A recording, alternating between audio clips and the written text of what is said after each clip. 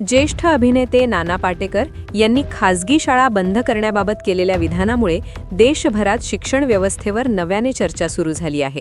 शिक्षण हे सेवा क्षेत्र राहावे, ते व्यवसाय बनू नये आणि प्रत्येक मुलाला आर्थिक स्थिती न पाहता समान दर्जाचे शिक्षण मिळावे, हा त्यांचा मुख्य मुद्दा आहे. वाढता शैक्षणिक फीमुळे गरीब व मध्यमवर्गीय कुटुंबांवर आर्थिक ताण वाढत असून शिक्षणातील विषमता अधिक गडद होत असल्याचे त्यांनी अधोरेखित केले आहे.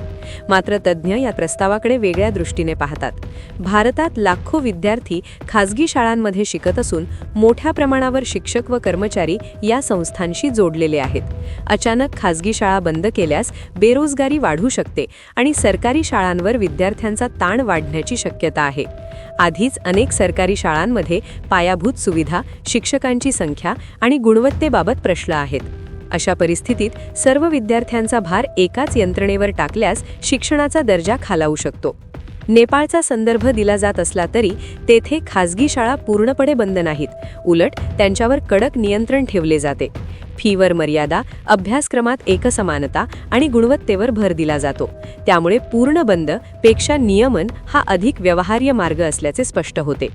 या प्रस्तावाचे काही सकारात्मक पैलूही आहेत.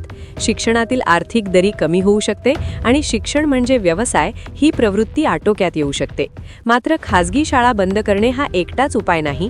सरकारी शाळांचा दर्जा सुधारणा, आधुनिक सुविधा, शिक्षकांचे प्रशिक्षण आणि खासगी संस्थांवर पारदर्शक नियम आवश्यक आहेत. एकूणच हा मुद्दा वादग्रस्त असला तरी शिक्षण सर्वांसाठी परवडणारे आणि दर्जेदार बनवण्याची गरज अधोरेखित करतो.